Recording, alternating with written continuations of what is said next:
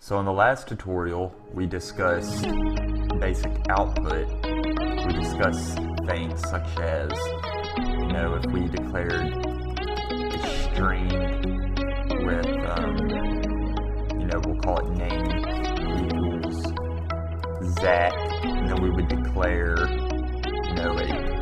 let's say an integer value, age equals 23, and then let's say we wanted to output that. We could say something like console output cout, the two less than signs, don't forget that. And then we could say name, two less than signs, and then that's gonna be a raw string that we are inputting into this output string right here. Less than, age, less than, years old. And then we can throw in a new line, end line right there. When we printed that, if we messed around with this enough, oops, so you saw an error right there. I'm getting an error, and the reason why is because I wasn't paying attention. And I'm sure you caught it as you were watching me, but this right here is an integer, and I accidentally put double quotation marks. So let's take away those double quotation marks, turn this into an integer. There we go. So now we shouldn't get an error whenever we build and run this. So I'm going to build and run it. No errors. And we get the output. Zach is 23 years old. And if you practice this enough, this should seem pretty easy for you to understand. But let's move on to what we're talking about now, and that is input, console input. So if console output is cout, then what do you think console input is? Well, it's going to be cin. Okay, and then cout deals with less than. Well, cin deals with greater than. So if you look at the difference between these two stream operators, and right now I know you're thinking, wow, I'm going to get those mixed up a lot. Well, believe me, I got them mixed up all the time when I first started programming in C++, but I promise you, after lots of practice, you will probably never ever get them mixed up again, because you'll get so used to using the right one. And this is going to have to be something that you practice a lot, though, because it's not something that you can get down, immediately. So you have to remember cin is greater than, cout is less than operator. So how do we use cin, though, console input? Well, if you're asking, let's take this out real quick, okay? Actually, no, let's leave this up here, okay? Let's just give us a little bit more space. Let's give us another new line. And then let's do another name. Let's declare another variable. We'll call it string name2, and we won't give it an actual name. See how we have it up here? We have it declared as a Zach. We declared name as Zach. Right here, we're declaring name2 as nothing. Name2 isn't holding anything right now. And so what we can do is we can say something like, we're going to output enter name2. So what we're going to do is basically we're going to have Zach is 23 years old output, and then below that we're going to get an output saying enter name2. Well, it's asking for you to enter something. So to enter something and to let the user use the keyboard to type in the value, you use cin greater than, and then the variable name that you want to hold the input in. So since we're telling them to enter a name, we're going to use this variable to hold the name that they enter. So let's say cin greater than name2. And what that's going to do is when the user enters in a name, it's going to store whatever he enters into the variable name2. Okay, and then we can say cout. We're going to end a few lines. We're going to say you entered, and then name2. Indel.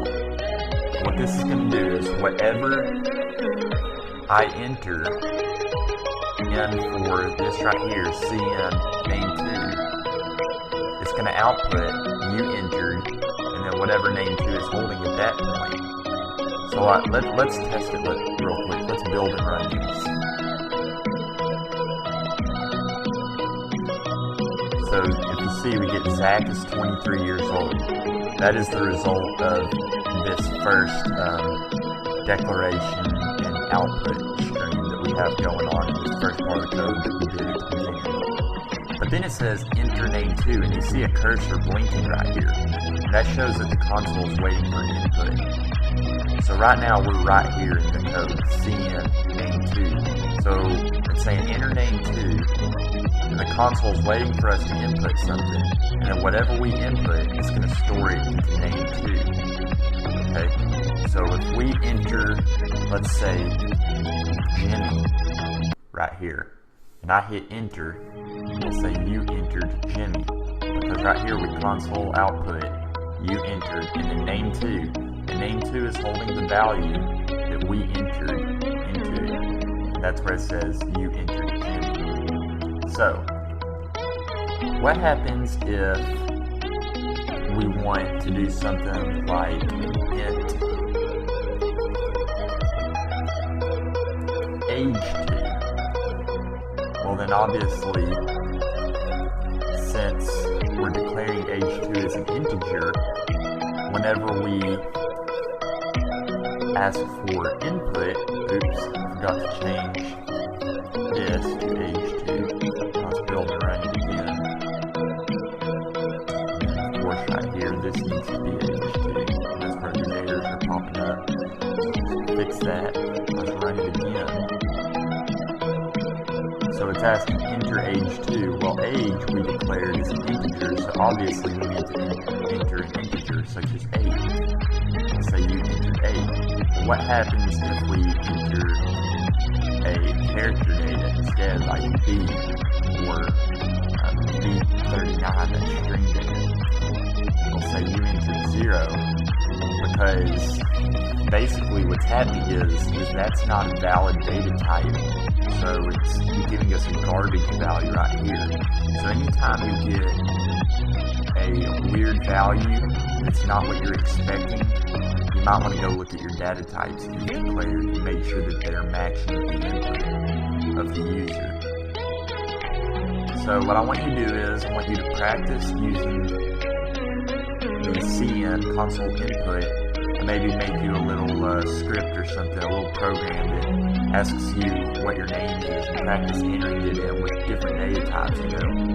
For instance, you could declare, you know, character first initial, and then character last initial, and then say, you know, console output, enter first initial, and then you're going to do a console input, first initial, and then cout, and maybe give yourself some space with some indels and lines, and say, you know, enter second initial, and then you're going to have to do another console input, cn greater than last.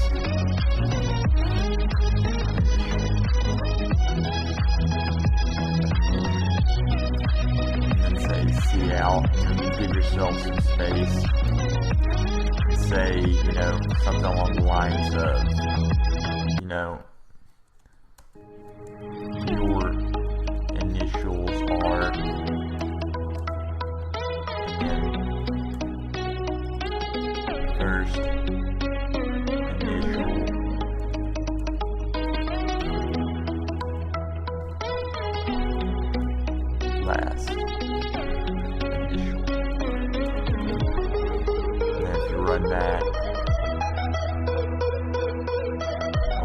first initial Z, enter second initial R, your initials are ZR. Just kind of practice doing something like that, you know, entering different data, make sure you're declaring your data types right, and make sure you can mix your input and output and get everything right, you know. Practice using these stream operators because, you know, CN is using greater than, and Cout is using less than. And I would say take a few hours, you know, practicing this and just doing different scenarios, you know, do your initials, the program that asks for initials, and then do one that maybe asks for your address and stuff like that, and just practice entering in data and matching it with your data types.